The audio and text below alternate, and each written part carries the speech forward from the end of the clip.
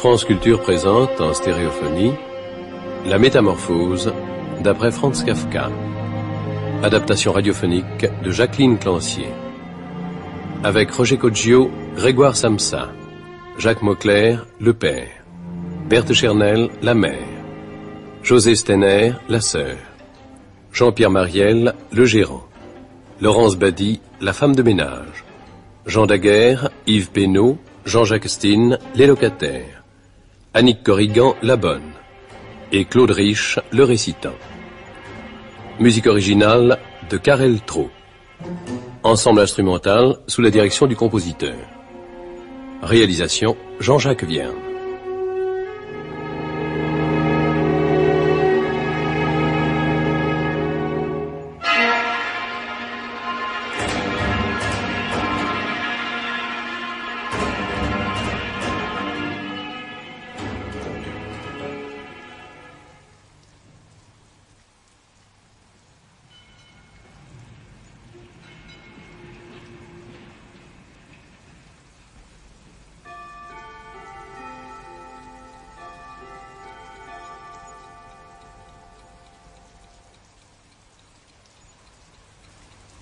Un matin, au sortir d'un rêve agité, Grégoire Samsa s'éveille, transformé dans son lit en une véritable vermine. Il était couché sur le dos, un dos dur comme une cuirasse.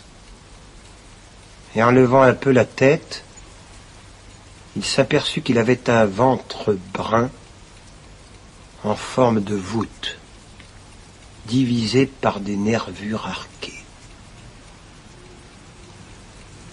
La couverture, à peine retenue par le sommet de cet édifice, était près de tomber complètement, et les pattes de Grégoire, pitoyablement minces pour son gros corps, papillotaient devant ses yeux.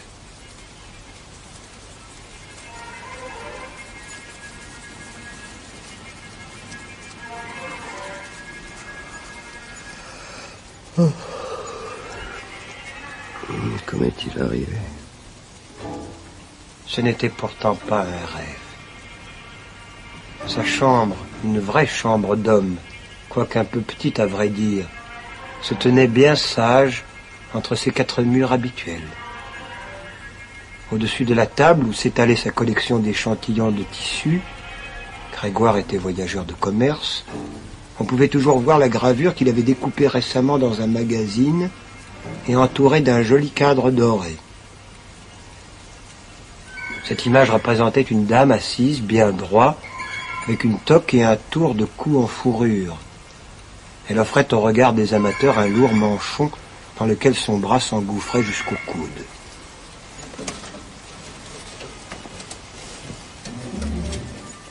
Grégoire regarda par la fenêtre. On entendait des gouttes de pluie sur le zinc.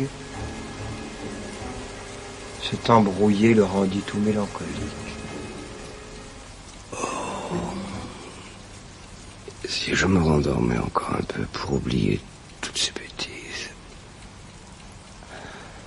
C'était absolument impossible. Il avait l'habitude de dormir sur le côté droit et ne pouvait pas parvenir dans sa situation présente à adopter la position voulue.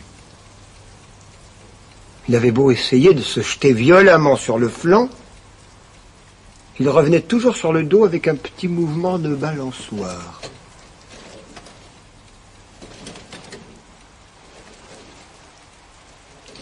Il essaya bien 100 fois, en fermant les yeux pour ne pas voir les vibrations de ses jambes. Et il n'abandonna la partie qu'en ressentant aux côtés une sorte de douleur sourde qu'il n'avait jamais éprouvée.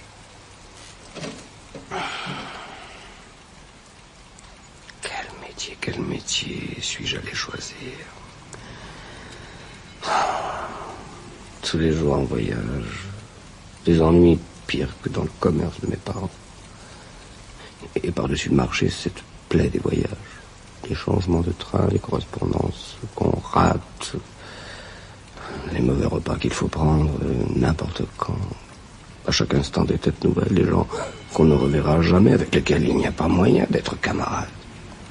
Oh, que le diable emporte la boîte. Il sentit une petite démangeaison en haut du ventre. S'approcha un peu plus du bois de lit, en se traînant lentement sur le dos pour pouvoir mieux lever la tête, et aperçut, à l'endroit qui le démangeait, toute une série de petits points blancs auxquels il ne comprit rien. Il essaya de tâter l'endroit avec une de ses pattes, mais il dut la retirer bien vite car ce contact lui donnait des frissons glacés. Il reprit sa position première. Oh Dieu du ciel, il est 6h30. Mais le réveil n'a pas sonné. Le prochain train part à 7h, je ne peux pas l'avoir. Ma collection d'échantillons n'est pas empaquetée. Oh, de toute façon, la colère de mon patron est inévitable. Son garçon de course a dû m'attendre au train de 5h et certainement il a prévenu la maison. Et si je me faisais porter malade? Depuis 5 ans, je n'ai jamais eu la moindre indisposition. Cela semblerait suspect. Mon patron dirait qu'il n'y a jamais de malade, seulement des paresseux.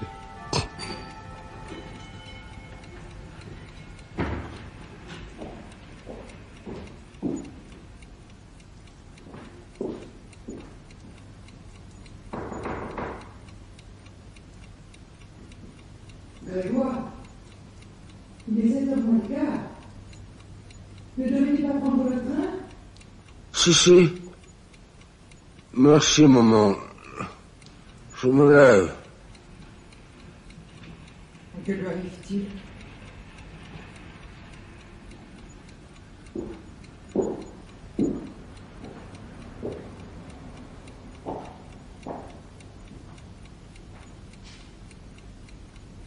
Avant toute chose, me lever tranquillement, m'habiller et surtout déjeuner. Ensuite, je réfléchirai.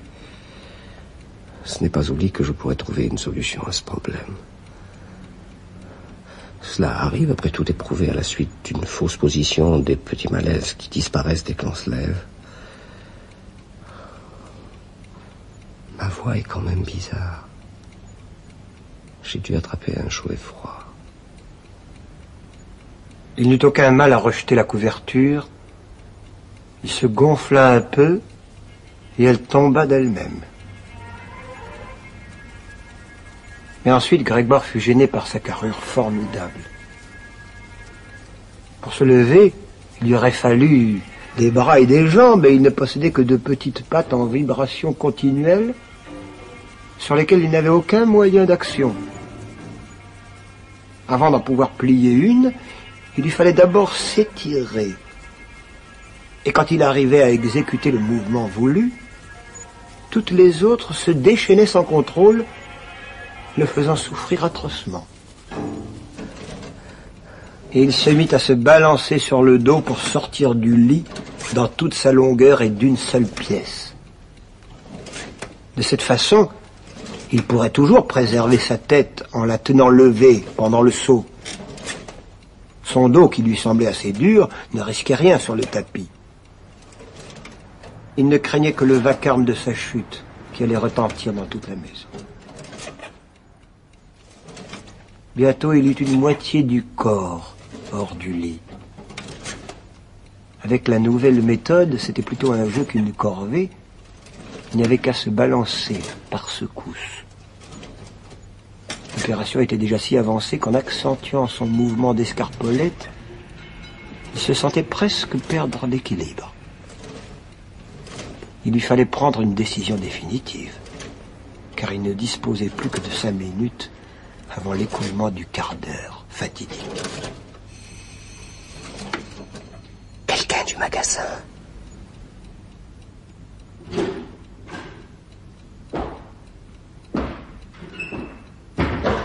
Monsieur, Madame, mes respects. Monsieur le gérant. Veuillez excuser mon intervention. Mon Dieu, c'est le gérant. Pourquoi faut-il que je sois condamné à servir dans une maison où l'on soupçonne toujours le pire à la moindre inadvertance? Le directeur m'a chargé de m'informer pour quelle raison... N'aurait-il pas suffi d'envoyer au renseignement un apprenti quelconque, au lieu de déranger immédiatement le gérant, comme pour montrer à toute la famille que l'éclaircissement d'une affaire aussi suspecte ne pouvait être confié qu'à l'intelligence du grand Manitou? Grégoire, monsieur le gérant vient demander pourquoi tu n'es pas parti au premier train. Nous savons que lui répondre avec ta mère. D'ailleurs, il peut te parler personnellement. Alors, ouvre ta porte. Il aura la bonté d'excuser le désordre de ta chambre. Bonjour, monsieur Samsa. Mais mon fils est malade. Croyez-moi, monsieur le gérant. Comment aurait-il manqué le train sans cela? Ce garçon n'a que son commerce dans la tête. Je me fais même du mauvais sang à voir qu'il ne sort jamais après souper. Croiriez-vous qu'il vient de passer 8 jours ici et qu'il est resté tous les soirs à la maison? Il s'installe devant la table et il reste là sans rien dire, à lire le journal ou à étudier ses indicateurs. Sa plus grande débauche, c'est de fabriquer des babioles avec sa scie à découper. Dernièrement, il a travaillé à un petit cadre pour encadrer une gravure. En 2-3 séances, c'était fini et joli comme tout. Vous verrez ça dans sa chambre. Vous en serez étonné, monsieur le gérant. Dès que Grégoire ouvrira, vous pourrez regarder. D'ailleurs, je suis bien contente que vous ayez eu l'idée de venir. Sans vous, nous n'aurions jamais pu décider Grégoire à ouvrir sa chambre, tant ce garçon est têtu. Oh, il est sûrement malade, bien qu'il n'ait pas voulu en convenir ce matin. J'arrive. Je ne puis en effet, madame, m'expliquer la chose autrement. Espérons que ce ne sera rien de grave. Cependant, il me faut dire que nous autres, commerçants, devons souvent par bonheur ou par malheur, comme vous voudrez, faire passer les affaires avant nos petits malaises. Venez, Grégoire. Monsieur le gérant, peut-il entrer maintenant? Non, papa.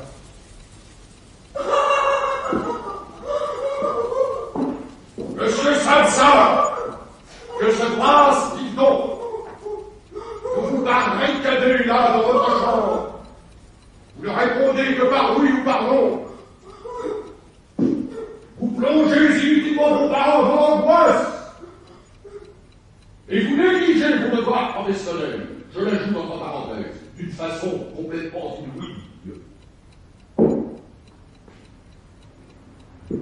Je parle ici au nom de vos parents et de votre directeur.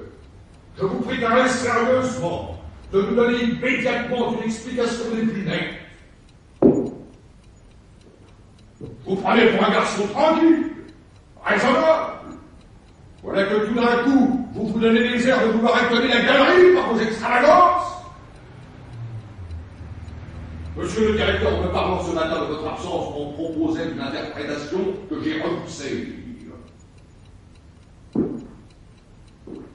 Il faisait allusion aux encaissements qu'on vous a confiés depuis peu. J'ai engagé ma parole d'honneur que ça n'avait rien à voir dans l'affaire.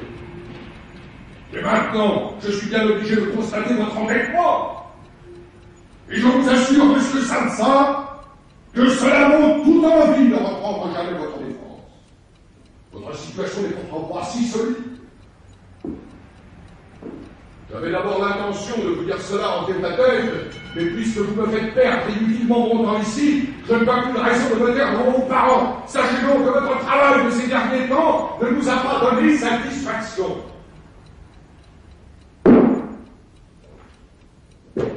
Nous reconnaissons, je le veux bien, que la saison n'est pas propice aux grandes affaires. Mais apprenez, monsieur Samsa, qu'une saison sans aucune affaire, cela ne peut, ne doit et ne saurait exister. Mais monsieur le gérant, je vais vous ouvrir immédiatement. Je vais vous ouvrir. J'ai éprouvé un léger malaise, un vertige qui m'a empêché de me lever. Je suis encore dans mon lit, mais les forces me reviennent. Je me lève. Encore une seconde de patience. Ça ne va pas tout à fait aussi bien que je pensais.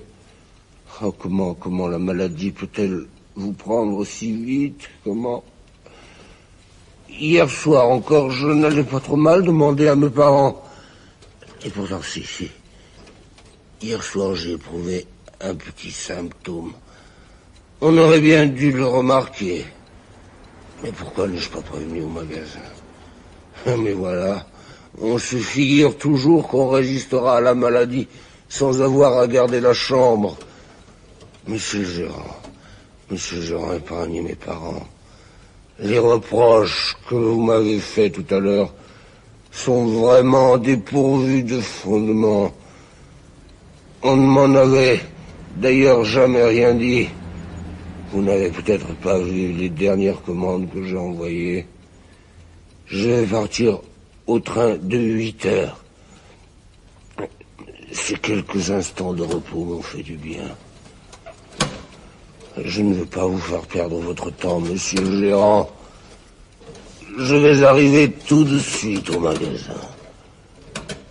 Ayez la bonté d'en prévenir monsieur le directeur et de me recommander à sa bienveillance.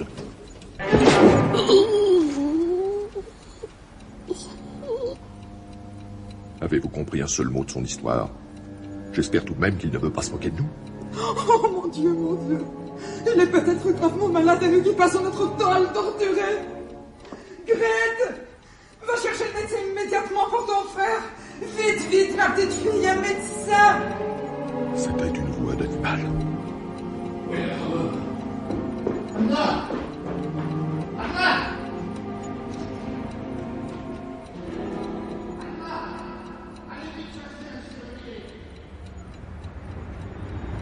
En me soutenant à la chaise, je pourrais peut-être aller jusqu'à la porte.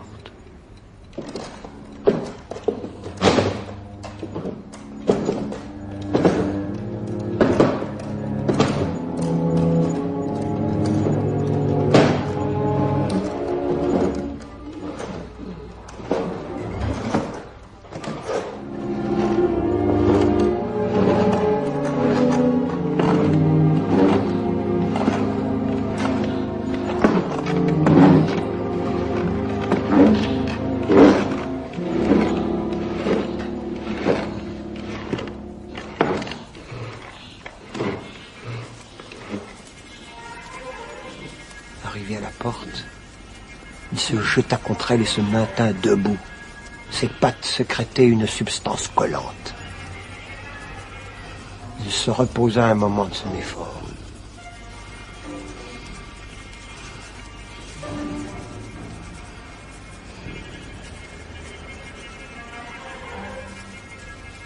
Après quoi, il essaya d'ouvrir la serrure avec sa bouche. Comment saisir la clé? S'il n'avait pas de vraies dents, il possédait en revanche des mâchoires très robustes. Il arriva effectivement à remuer la clé en négligeant le mal qui pouvait se faire. Il lui coulait des lèvres un liquide brunâtre qui se répandait sur le tapis.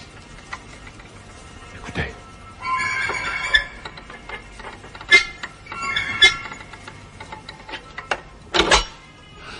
Je me suis passé du serrurier.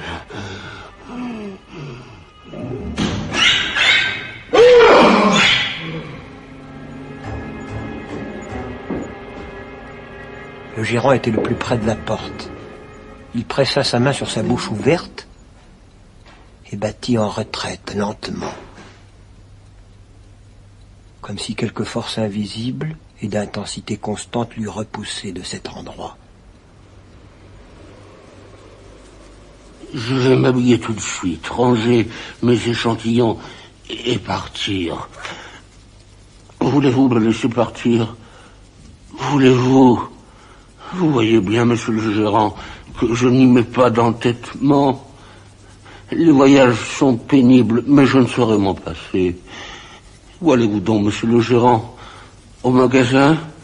Oui?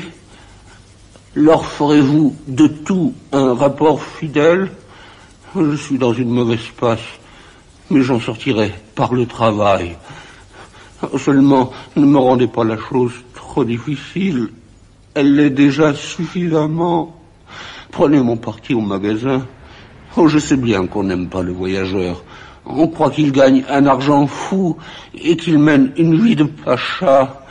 Et je comprends que la situation actuelle n'encourage pas à revenir sur ce préjugé. Mais vous, monsieur le gérant, vous n'ignorez pas que le voyageur, qui n'est presque jamais au magasin de toute l'année, se trouve souvent victime d'un simple racontard, d'un hasard, d'une réclamation gratuite et qui lui est absolument impossible de se défendre puisqu'il ne l'apprend qu'en revenant épuisé de son voyage, quand les tristes conséquences d'une affaire aux causes de laquelle il ne peut plus remonter le font pâtir dans son propre corps. Monsieur le gérant, ne partez pas sans un geste qui me montre que vous me donnez au moins un petit peu raison. Le gérant s'était détourné pour ne plus le regarder, tout agité d'un tremblement convulsif. Il s'était retiré petit à petit vers la porte. On eût dit qu'une loi secrète lui interdisait de quitter la pièce. Il avait déjà gagné le vestibule, et quand il sortit le dernier pied de la salle à manger, ce fut d'un mouvement si brusque qu'on eût pu croire que le plancher lui brûlait les pieds. Puis il lança de loin sa main vers la rampe comme si quelque délivrance surnaturelle l'attendait au bas de l'escalier. Il ne faut à aucun prix qu'il parte comme cela si je veux conserver mon poste. Il faut absolument que je l'arrête, que je le calme, le persuade. Oh, si ma sœur était là. Il aime les dames, il l'écouterait certainement. Mais voilà, elle n'est pas là. Toutes les négociations m'incombent. Il abandonna son battant de porte, passa par l'ouverture pour rattraper le gérant, chercha vainement un appui et tomba sur ses pattes grêles en poussant un petit cri. Il ressentit aussitôt, pour la première fois de la matinée, une impression de bien-être physique. Il remarqua joyeusement que ses pattes lui obéissaient à merveille et brûlaient même de le porter où il voudrait, et déjà il se prenait à croire que la fin de ses maux était venue. Mais tandis qu'il se balançait sur place sous l'influence de son besoin de courir, sa mère, qui était tombée sur le sol, subitement fit un bond, lança ses bras dans l'espace en écarquillant les doigts. « Au secours! À l'aide! Maman! À l'aide! Maman!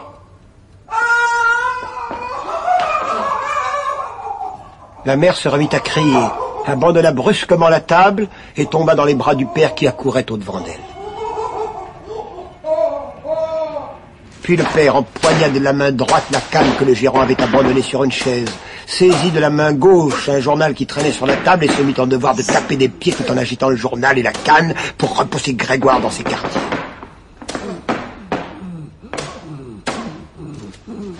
Nulle prière n'y fit, nulle d'ailleurs ne fut comprise. Grégoire avait beau tourner vers lui une tête suppliante, si humble qu'il se montra, son père n'en prenait note que pour redoubler ses piétinements. Si je pouvais me retourner, j'aurais vite fait de regagner ma chambre. Mais je vais impatienter mon père et j'ai peur de recevoir un coup sur la tête. La mère avait ouvert la fenêtre toute grande, et malgré le froid se penchait au dehors le plus possible et pressait son visage entre ses mains.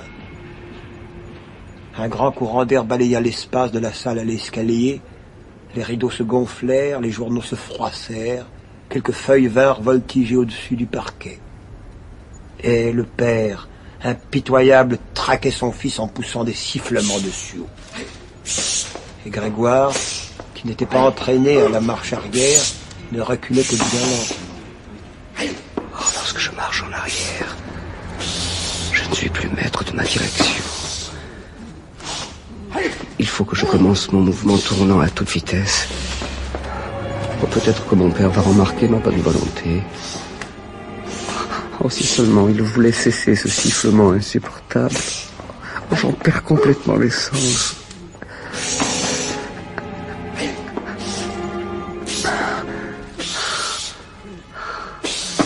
Enfin, l'ouverture de la porte. Oh, c'est affreux, mon corps est trop large pour passer. Jamais mon père ne va supporter mes essais pour me dresser et passer debout. Tant pis. Arrive que pourra. Il se jeta dans l'ouverture de la porte. Il y demeura dans une position oblique, le corps levé d'un côté et le flanc râpé par le bois du chambranle dont la peinture blanche le couvrait de vilaines taches brunes. Il était pris et ne pouvait s'en tirer seul. D'un côté, ses pattes flottaient en l'air, vibrant dans le vide. De l'autre, elles s'étaient douloureusement coincées sous son corps. Alors le père lui envoya par derrière un coup solide, qui cette fois procura à Grégoire un véritable soulagement. Il décrivit une trajectoire assez longue et tomba au milieu de la chambre, perdant son sang. La porte fut fermée d'un coup de canne, et le silence se mit enfin à régner.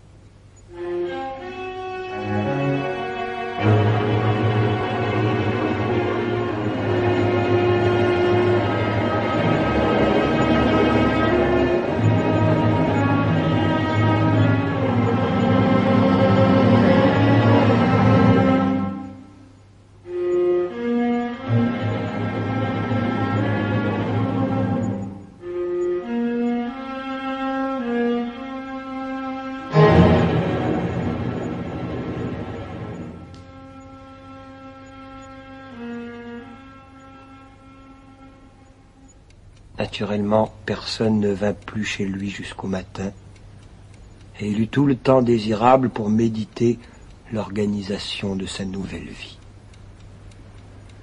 Mais cette grande chambre où il était obligé de rester à plat sur le sol lui faisait peur, sans qu'il pût en comprendre la cause. Pourtant il y habitait depuis 5 ans, mais par un réflexe presque inconscient, dont il eut cependant un peu honte, il se glissa hâtivement sous le canapé. Ce fut là qu'il passa toute la nuit, tantôt plongé dans un demi-sommeil dont les affres de la faim le réveillaient en sursaut, tantôt remâchant son inquiétude et ses vagues espérances, pour finir toujours par conclure que son devoir était provisoirement de se tenir coi et de rendre supportable aux siens, par sa patience et ses égards, les désagréments que sa situation leur imposait malgré lui. De bon matin, sa sœur ouvrit la porte de sa chambre.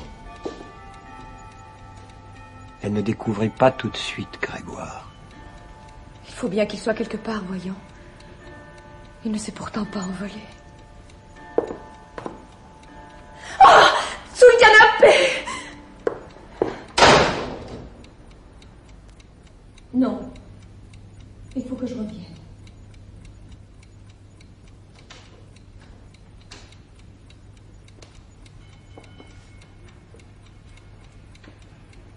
Tiens.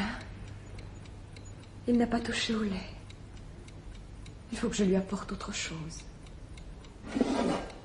Elle ramassa le récipient sans le toucher, avec un chiffon de papier, et l'emporta. Va-t-elle m'apporter quelque chose qui me plaise? Oh, si elle ne le fait pas d'elle-même, j'aime mieux mourir de faim que d'attirer son attention là-dessus. Malgré l'envie qui me dévore de me jeter à ses pieds et de lui demander quelque chose de mangeable. La voilà.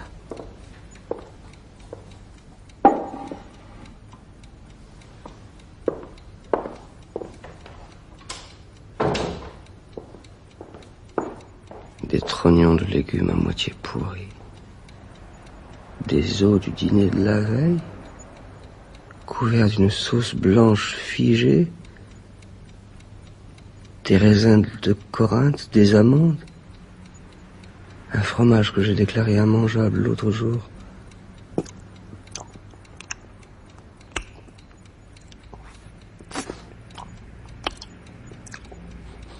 Tiens, c'est curieux, je le trouve délicieux aujourd'hui. Par ailleurs, je me sens en pleine forme. Mes blessures d'hier après-midi doivent être guéries.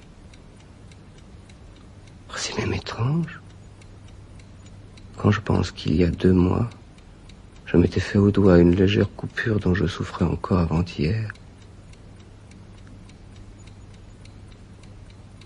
Suis-je donc devenu moins sensible?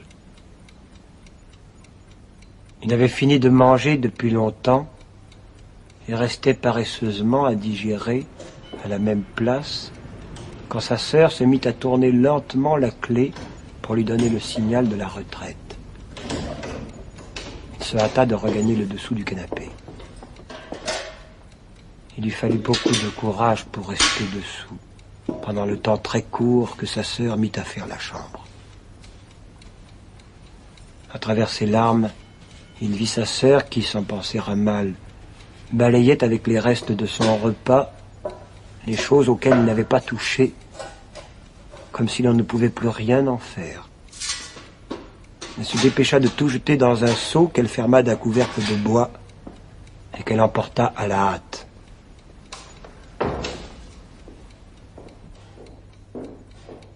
Et depuis lors, chaque matin avant le réveil de ses parents, et chaque midi, pendant leur sieste, Grete apportait sa nourriture à Grégoire. Certainement, mes parents ne veulent pas que je meure de faim. Mais ils aiment mieux, sans doute, ne connaître mes repas que par oui dire. Ils n'en supporteraient peut-être pas la vue. Peut-être aussi, ne sont-ils pas si dégoûtés? Peut-être ma sœur tient-elle simplement à leur épargner la moindre peine. Il faut bien reconnaître qu'ils ont assez de malheur. Comme personne ne réussit à me comprendre, personne n'imagine que je peux comprendre les autres. Je dois me contenter quand Grete vient dans ma chambre de l'entendre invoquer les saints entre 2 soupirs. J'ai surpris parfois sur ses lèvres des réflexions qui témoignent de sa gentillesse. Je vais aller dans mon fauteuil. J'aime y être. Moins pour jouir de la vue qu'en souvenir de l'impression de délivrance que j'avais éprouvée autrefois en regardant à travers les carreaux, car maintenant je deviens de jour en jour de plus en plus myope. Je ne peux même plus apercevoir l'hôpital d'en face, que je maudissais dans le temps parce que je le voyais trop. Si je ne savais que j'habite une rue calme mais urbaine, je pourrais croire que ma fenêtre donne sur un désert où le ciel et la terre confondent leur gris. Depuis que ma sœur a vu 2 fois ce fauteuil près de la fenêtre, elle a compris. Maintenant, toutes les fois qu'elle fait ma chambre, elle pousse le fauteuil près de la croisée. Hier, elle est arrivée un peu plus tôt que d'habitude. Je n'avais pas eu le temps de regagner le dessous du canapé. Elle me trouva en train de regarder par la fenêtre, immobile. Elle eut un sursaut en arrière et ferma la porte à clé. Je vis bien que mon aspect n'avait pas cessé de lui inspirer de la répugnance. Qu'il en serait toujours ainsi. Et qu'elle devait même se faire une grande violence pour ne pas s'enfuir à la seule vue d'un petit morceau de mon corps dépassant du canapé. La prochaine fois, je prendrai un drap de lit sur mon dos et le mettrai sur le canapé. Comme cela, elle ne pourra absolument pas m'apercevoir.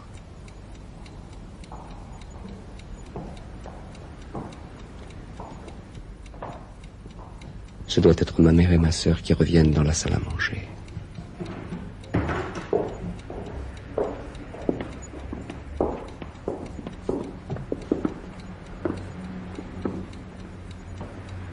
Grete, je t'admire. Qu'est-ce qu'on deviendrait sans toi? Tu as un courage et une autorité. Tu as bien changé, toi avant qu'il ne t'occupait de rien.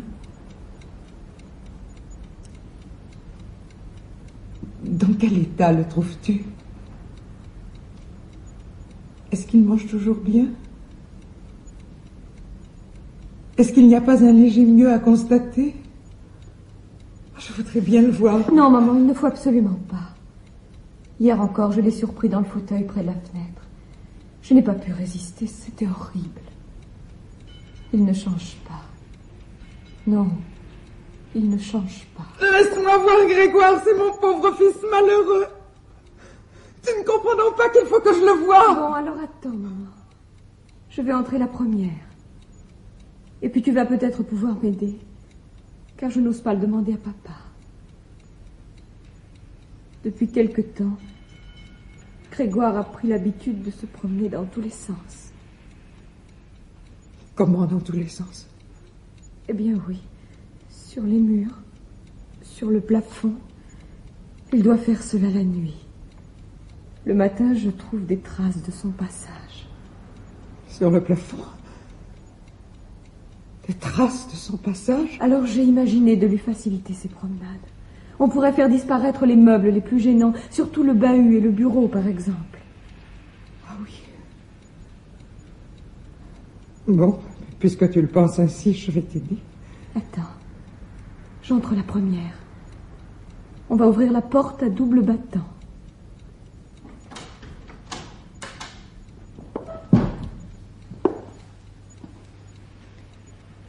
Ça va, maman. Il est sous le canapé, tu peux venir. On ne le voit pas. Il y a même un grand drap blanc sur le canapé.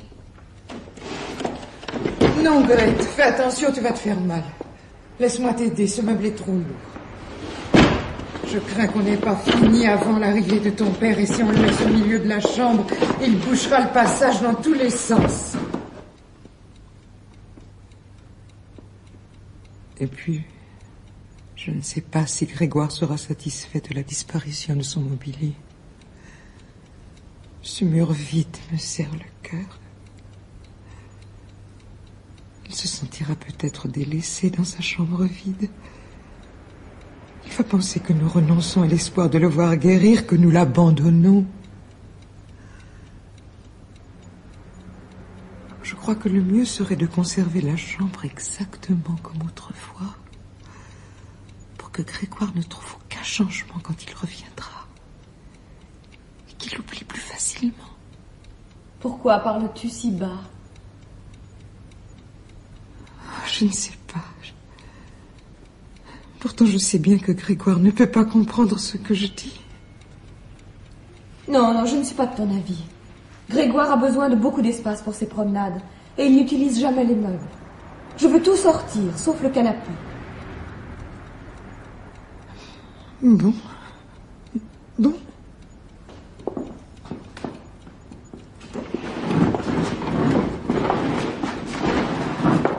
Mais Grégoire avait beau se dire qu'il ne se passait rien d'extraordinaire et qu'on déplaçait seulement quelques morceaux de bois, il devait s'avouer qu'il ne supporterait pas longtemps ce supplice. Un ou deux meubles, Grégoire pouvait à la rigueur s'en passer. Mais elle lui vidait sa chambre, lui emportait tout ce qu'il aimait. Elles avaient déjà fait disparaître le bahut, où il rangeait sa scie à découper et tout son petit outillage. Elle dégageait maintenant le bureau solidement ancré dans le parquet depuis le temps qu'il était en service. Ce bureau sur lequel il avait écrit ses devoirs de l'école de commerce, et même de l'école primaire. Il opéra donc une sortie, pendant qu'elle restait appuyée sur le bureau dans la pièce voisine pour souffler un peu. Il ne savait pas où commencer son sauvetage, lorsqu'il aperçut l'image de la dame toute en fourrure qui prenait une importance énorme sur le mur vide. Il se dépêcha de monter sur la cloison et de s'appuyer sur le verre qui adhéra à son ventre brûlant et le rafraîchit d'une façon délicieuse.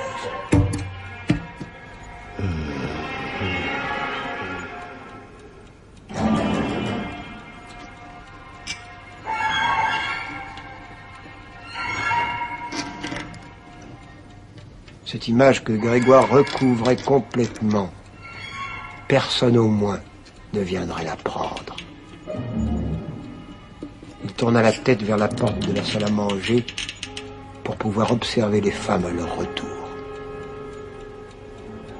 Elles revenaient déjà chez lui. Eh bien, à qui le tour maintenant? Ses yeux croisèrent alors ceux de Grégoire perché sur son mur. Allons, viens, maman. Nous ferions sans doute mieux de retourner un moment dans la salle à manger. Oh, oh mon Dieu! Là, sur le mur! Oh, Grégoire, notre mère s'évanouit. Grete courut chercher des selles dans le buffet de la salle à manger pour réveiller sa mère. Grégoire décida de l'aider. Hélas, il se trouvait collé solidement au verre et dut faire un effort violent pour se dégager. Il courait derrière sa sœur, mais ne put que se tenir passivement derrière elle pendant qu'elle fourrageait dans les fioles.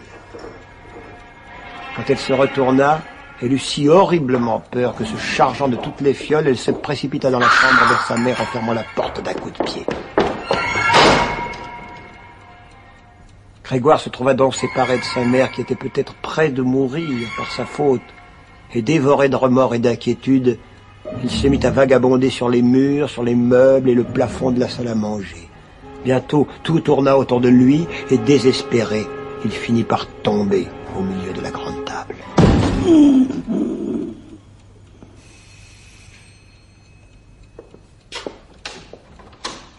Évidemment, la bonne est encore barricadée dans sa cuisine. C'est toujours moi qui vais ouvrir.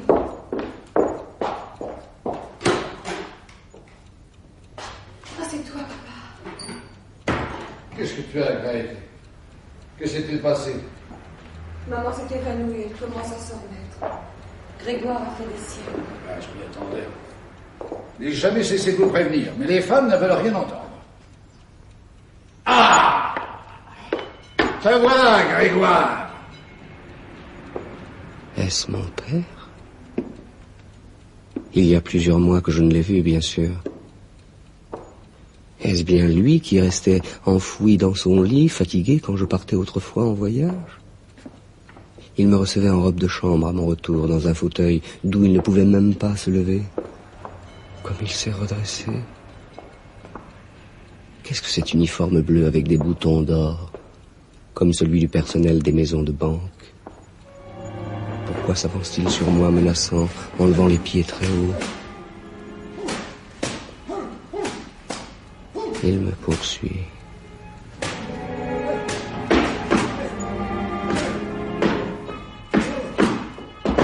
Tout ce que je peux faire, c'est m'arrêter quand il s'arrête, repartir quand il repart. Bientôt, je ne pourrai plus continuer à cette allure. Je commence à m'essouffler et à clopiner.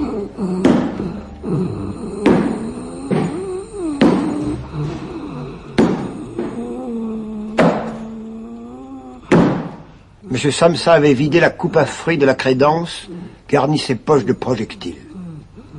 Une pomme lancée mollement effleura la carapace de Grégoire et glissa dessus sans lui faire de mal. Mais la suivante s'enfonça littéralement dans son dos. Il voulut se traîner plus loin, comme si ce déplacement pouvait calmer l'horrible souffrance qui venait de le surprendre. Mais il se sentit cloué sur place et s'étira sans plus savoir ce qu'il faisait. Son dernier regard lui montra la porte de sa chambre qui s'ouvrait brusquement. Sa sœur criait, précédée de la mère qui arrivait en toute hâte, sans corsage, perdant ses jupes une à une, trébuchait dedans, embrassait son mari, le pressait contre elle et les mains croisées sur sa nuque.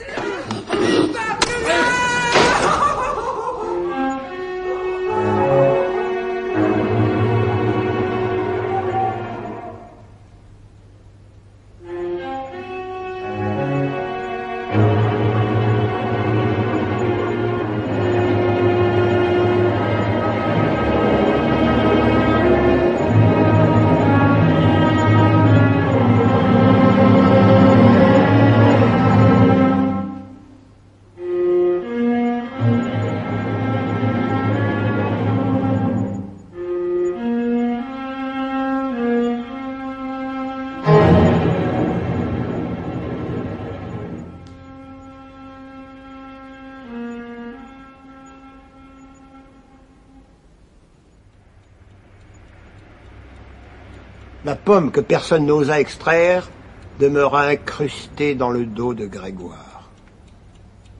La blessure dont il souffrit pendant plus d'un mois sembla avoir rappelé à son père que malgré sa triste métamorphose, il n'en demeurait pas moins un membre de la famille. Ma blessure m'a fait perdre peut-être pour toujours mon agilité. Pour traverser simplement ma chambre, il me faut un temps infini. Il faut que je fasse mon deuil de mes promenades sur les murs. Ma sœur, maintenant qu'elle travaille, ne cherche plus à deviner ce qui pourrait me faire plaisir. Elle paraît en coup de vent 2 fois par jour avant d'aller au magasin et me pousse du pied un morceau de n'importe quoi par la porte. Elle ne nettoie plus ma chambre. Des petits tas de poussière et d'ordures s'accumulent dans tous les coins. J'ai beau m'installer aux endroits les plus malpropres au moment de son arrivée pour lui faire comme un reproche, bien qu'elle voie la saleté aussi bien que moi, elle a décidé une fois pour toutes de la laisser en place, voilà. Pourtant, si elle trouve trop pénible de s'occuper de moi depuis qu'elle travaille, elle pourrait en charger la femme de ménage. Depuis le départ de notre bonne, c'est une femme de peine qui s'occupe du ménage. Il lui est arrivé une fois d'ouvrir la porte de ma chambre, et elle est restée là plantée, les mains sur le ventre, tout étonnée à ma vue. Depuis ce jour, matin et soir, la femme glisse un coup d'œil dans ma chambre. Voyez-moi ce vieux mange-bouse. Arrive ici, un vieux cancrelat. Je ne réponds que par le silence et reste immobile. Maintenant, je ne mange presque plus. Quand je passe devant ma pitance, j'en prends un morceau que je garde dans la bouche pendant des heures, pour finir en général par le cracher. J'ai d'abord attribué mon manque d'appétit à la tristesse où me plongeait l'état de ma chambre. Pourtant, je me suis vite réconcilié avec son nouvel aspect.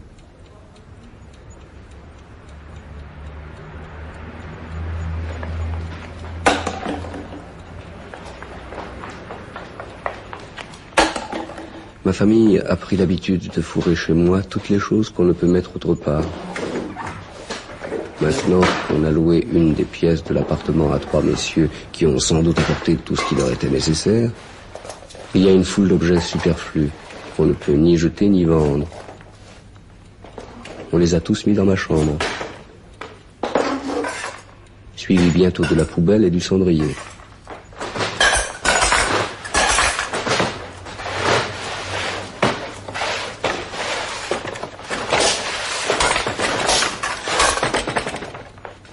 Ils restent à l'endroit même où ils ont atterri le premier jour. Je suis obligé de me promener à travers ce bazar pour me faire de la place. C'est un jeu auquel je prends un goût croissant.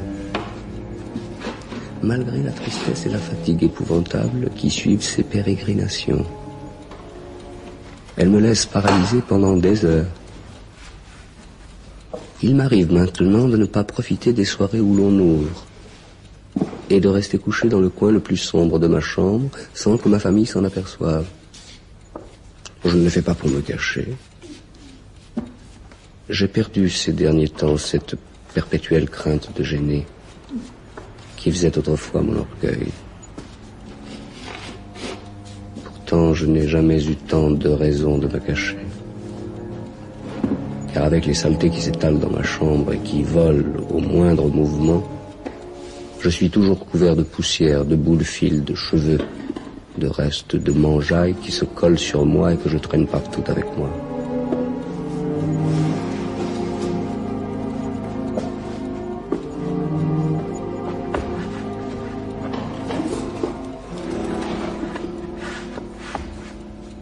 Mais ce soir, la bonne a oublié de refermer complètement ma porte.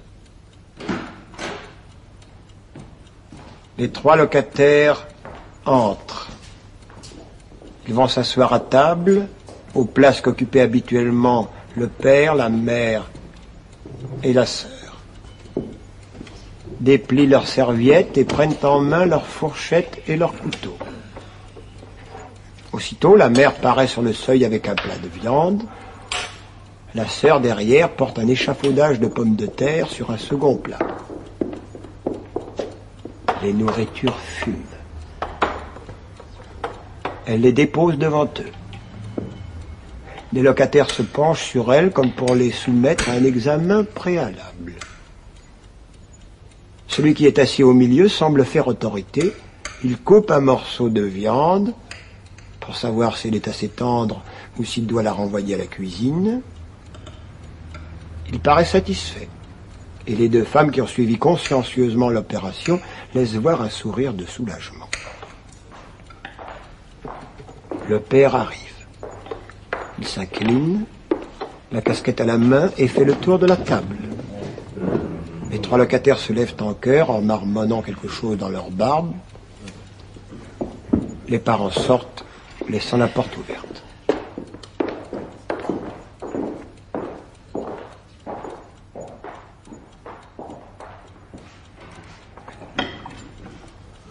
Une fois seuls, les locataires se mettent à manger sans un mot. Comme ces messieurs se nourrissent. Pendant ce temps, moi, j'ai le droit de mourir. J'ai bien faim. Mais je n'ai plus faim de ces choses-là.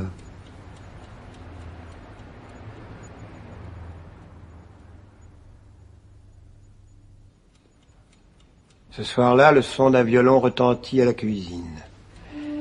Les trois messieurs se lèvent étonnés et se dirigent sur la pointe des pieds vers la porte du vestibule. Malgré leurs précautions, le père les a entendus de la cuisine. Est-ce que le violon gêne ces messieurs? On pourrait le faire cesser tout de suite. Mais au contraire, si mademoiselle veut venir avec nous, elle y serait mieux, c'est plus confortable. Mais bien sûr.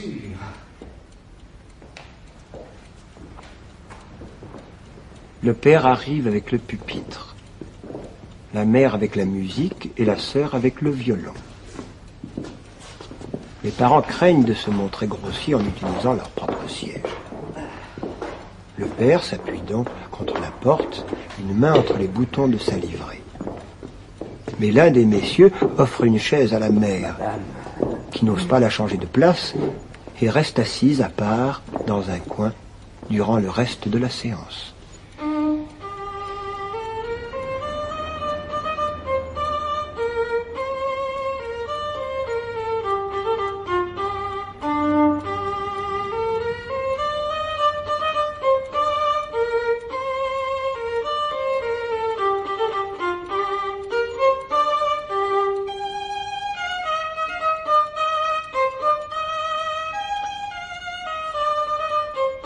Les trois locataires qui se sont d'abord installés, les mains dans les poches beaucoup trop près du pupitre, ont vite fini par se retirer en bavardant à mi-voix, la tête baissée, vers la fenêtre où ils restent sous le regard préoccupé du père, qui les observe attentivement.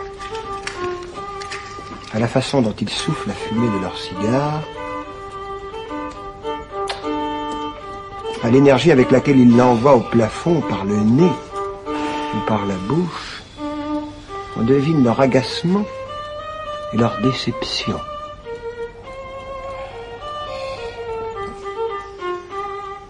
Attiré par la musique, Grégoire s'est avancé légèrement et il a déjà toute la tête dans la salle. Monsieur Samsa! Le monsieur se tourne vers ses amis avec un sourire accompagné d'un hochement de tête, puis ramène les regards sur Grégoire. Le père semble trouver plus urgent de rassurer ses locataires que de chasser son fils.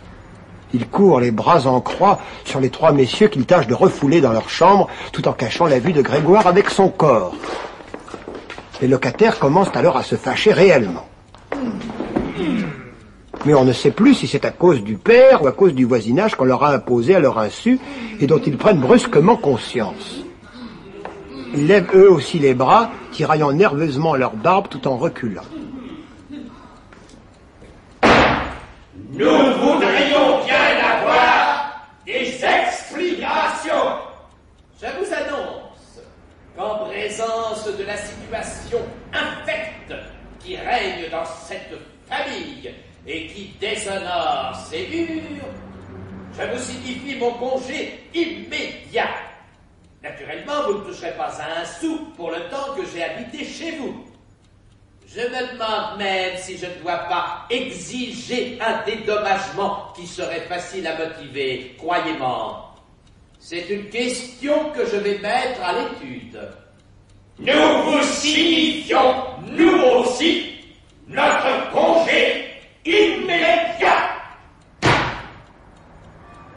Après cette scène, le père se dirigea vers son fauteuil en tâtonnant et se laissa tomber dessus comme une masse. Grégoire était resté tout le temps sans bouger à l'endroit où l'avaient surpris les locataires. Il se sentait complètement paralysé. Il redoutait que la maison tout entière ne finît par s'écrouler sur son dos. Il situait avec précision le moment de cette catastrophe dans la minute qui allait suivre, et il attendait. Mes chers parents, cette situation ne peut pas durer. Si vous ne vous en rendez pas compte, moi je le sens. Je ne veux pas prononcer le nom de mon frère en parlant du monstre qu'il y a ici. Je vous dirai donc simplement, il faut chercher à nous débarrasser de ça. Nous avons fait tout ce qui était humainement possible pour le soigner et le supporter. Je crois que personne ne pourra nous adresser le moindre reproche. Tu as 100 fois raison. Il faut chercher à nous en débarrasser. Il finira par nous conduire à la tombe, et sans tarder. Quand on a un travail comme le nôtre toute la journée, on ne peut pas supporter par-dessus le marché ce supplice perpétuel en rentrant chez soi. Moi, je suis à bout. Mais ma petite, que devons-nous faire? S'il nous comprenait... Mais c'est impossible. S'il nous comprenait, peut-être y aurait-il moyen de s'entendre avec lui. Mais dans ces conditions... Mais qu'il aille au diable, c'est la seule solution, papa. Tu n'as qu'à tâcher de te débarrasser de l'idée que c'est Grégoire. Nous avons cru cela trop longtemps, et c'est là tout notre malheur. Oh, regarde, papa, le voilà qui recommence. Et soudain, Grete abandonna sa mère si brusquement que le fauteuil vacilla. On lui dit qu'elle aimait mieux la sacrifier que de rester à proximité de Grégoire. Mais Grégoire ne pensait à rien moins qu'à effrayer quelqu'un, surtout sa sœur. Il avait simplement commencé un mouvement de rotation destiné à le ramener dans sa chambre. Sa faiblesse l'obligeait à céder de la tête dans les tournants difficiles. Maintenant, ils vont sans doute me laisser tourner. À peine fut-il dans sa chambre que la porte s'en trouva poussée, verrouillée et fermée à double tour. Le vacarme fut si subit qu'il en plia sur ses pattes. Enfin.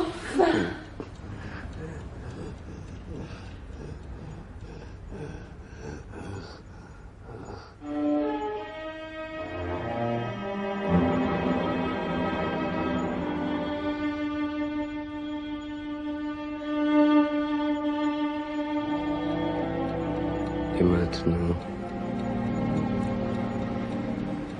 comme tout est noir autour de moi,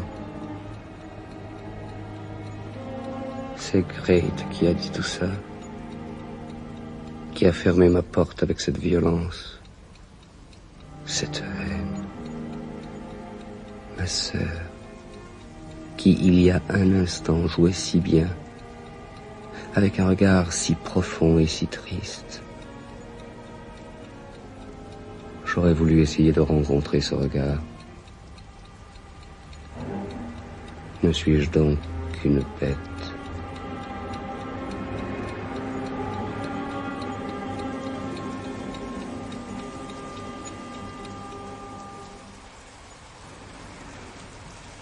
J'étais décidé tout à l'heure à me frayer un chemin jusqu'à elle et à la tirer par la robe pour lui faire comprendre qu'il fallait qu'elle vienne dans ma chambre.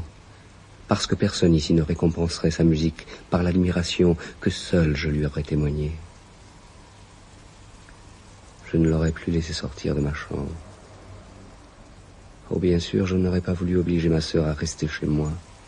Elle aurait dû y demeurer volontairement, s'asseoir près de moi sur le canapé et me prêter enfin l'oreille. Alors je lui aurais dit en confidence que j'avais eu l'intention bien arrêtée de l'envoyer au conservatoire et que je voulais déclarer cela devant tout le monde, sans m'inquiéter des objections, pas plus tard qu'à la Noël dernière, si le malheur n'était pas survenu si tôt. Ma sœur, émue par cette explication, aurait éclaté sûrement en larmes, et moi je l'aurais embrassée dans le cou. Maintenant, je ne peux plus faire un mouvement, mais cela ne m'étonne pas. Je serais plutôt surpris de pouvoir remuer. D'ailleurs, j'éprouve une sensation de bien-être. Je sens bien encore quelques douleurs dans mon corps. Mais il me semble qu'elles deviennent de plus en plus faibles. Elles finiront bien par disparaître complètement.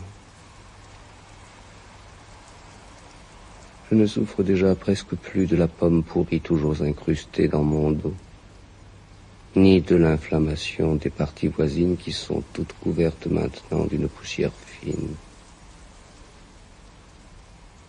Crate a dit qu'il fallait que je parte. Bien sûr, je le sais. Mon opinion sur ce point est encore plus arrêtée, s'il est possible, que celle de ma sœur.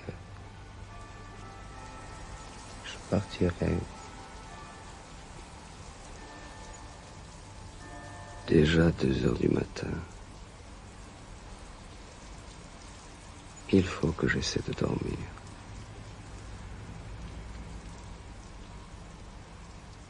C'est le printemps.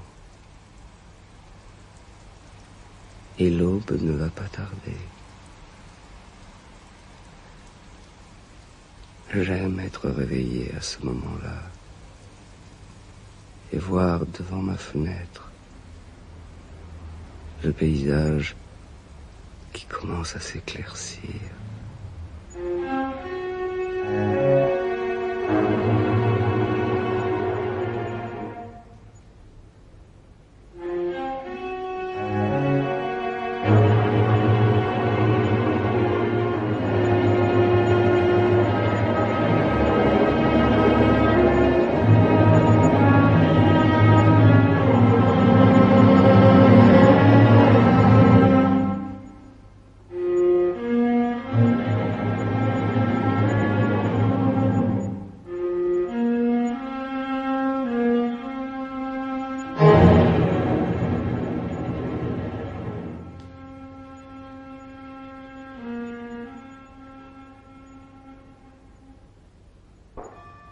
Quand la femme de peine arriva de grand matin, elle ne remarqua d'abord rien de particulier, en venant rendre à Grégoire sa petite visite accoutumée.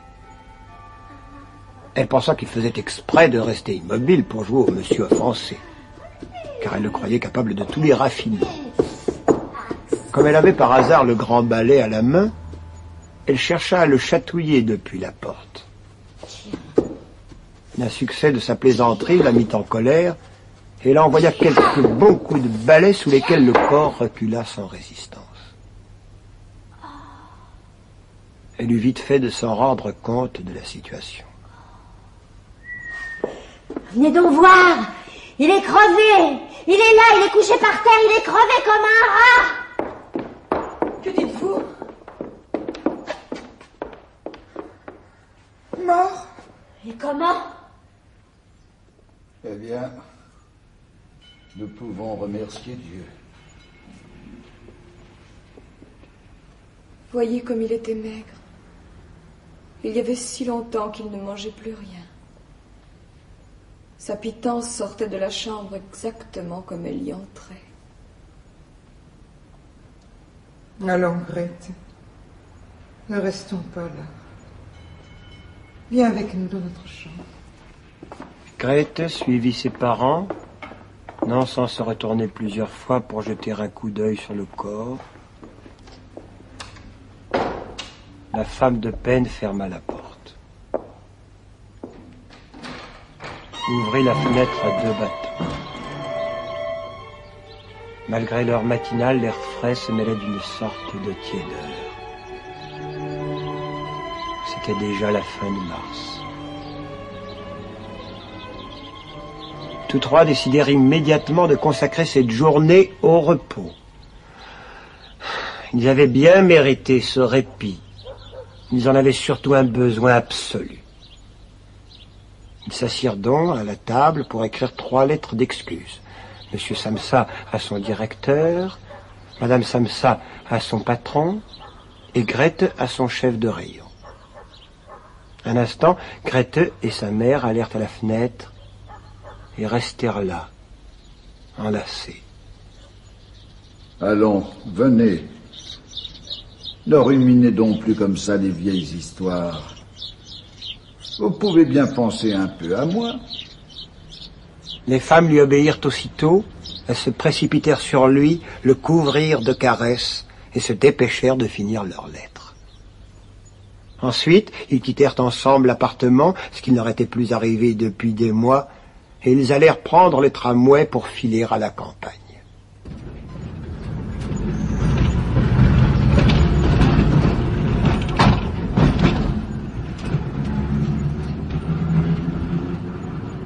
Dans la voiture, il n'y avait pas d'autres voyageurs. Elle était toute ensoleillée. Il y régnait une douce chaleur. Confortablement appuyés sur leur dossier, ils discutèrent de leurs chances d'avenir.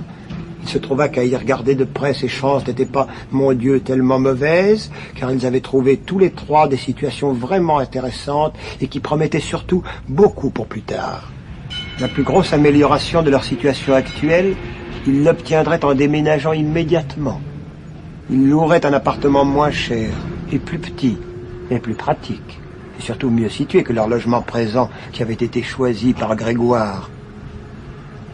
En regardant parler leur fille, qui s'animait de plus en plus, monsieur et madame Samsa remarquèrent presque en même temps que Grete s'était considérablement épanouie dans les derniers mois. C'était maintenant une belle jeune fille aux formes pleines. Ils échangèrent un regard complice.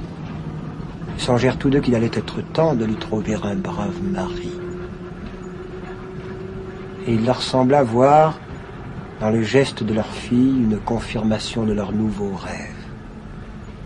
Un encouragement à leurs bonnes intentions, quand, au terminus du voyage, la petite se leva la première pour retirer son jeune corps.